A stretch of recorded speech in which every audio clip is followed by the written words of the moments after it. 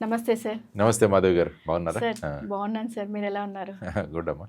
మీ ఇన్స్పిరేషన్స్‌తో చాలామంది యూత్ అంతా గూడా చాలా ఇన్‌స్పైర్ అవుతారు సార్. ఏదైనా మూడ్ ఆఫ్‌లో ఉన్నా కానీ, ఏదైనా అంటే సొల్యూషన్స్ సార్. ఏదైనా సమస్యల్లో ఉన్నప్పుడు ఎటు వెళ్ళాలి, ఏం చేయాలి అనేది తెలీదు చాలామందికి.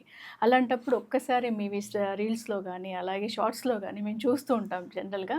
చాలా యూత్ ఈ జనరేషన్ యూత్ అంతా మిమ్మల్ని ఫాలో అవుతుంది. అంటే గతం అంటే మాకు తెలీదు.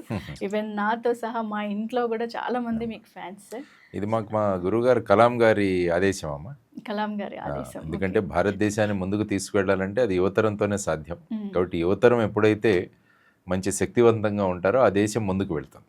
కాబట్టి యువతరానికి వారి సందర్భాల్లో వచ్చే వాళ్ళ డైలమాస్ కానీ, సమస్యలు కానీ, వీటికి మనం ఒక చిన్న పరిష్కారం అవ్వగలిగితే కూడా సరే. అది చాలా పెద్ద కాంట్రిబ్యూషన్ అని వారు అనేవారు.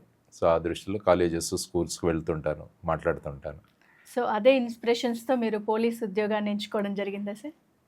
అంటే నేను యాక్చువల్గా పోలీసు అవ్వాలని, నాకు యాక్చువల్గా ప్రొఫెసర్ అవ్వాలని ఇష్టం. ప్రొఫెసర్. ఆ! ఓహ్! అబ్దుల్ నాకు కలాం బాటలో నేను నాకు అడుగుదాం చిన్నప్పటి అనుకున్నా. నుంచి టీచింగ్ అంటే చాలా ఇష్టం. నేను ఆ! స్కూల్లో, కాలేజీలో ఉన్నప్పుడు కూడా నేను పాఠాలు చెప్పేవాడిని మా క్లాస్మేట్స్‌కి, హుహు. వారికి. హ్మ్. తర్వాత నేను ఇంజినీరింగ్ కాలేజీలో చదువుతున్నప్పుడు సమ్మర్ వెకేషన్‌లో వచ్చినప్పుడు మా ఊర్లో కోచింగ్ కూడా ఇచ్చేవాడిని ఇంజినీరింగ్‌కి, దీనికి. ఓకే. సో, ఆ విధంగా నేను నా సంపాదన నేను ఆ విధంగా చిన్నప్పటి నుంచే మొదలుపెట్టాను. హ్మ్.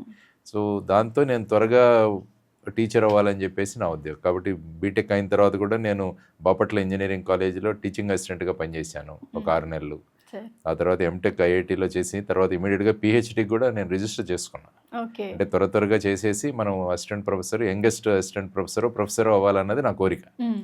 సో, దాంతో సడన్‌గా ఈ సివిల్ సర్వీసెస్ గురించి మధ్యలో పరిచయం కావడం, హ్మ్. సివిల్ సర్వీసెస్ పరీక్ష రాయడం, పాస్ అవ్వడం. హ్మ్. దాంతో టీచింగ్ నుంచి ఇటు వచ్చేసాను. కానీ వీలైతే ఎప్పుడు కూడా నాలో ఆ టీచర్ అలాగే ఉంటాడు.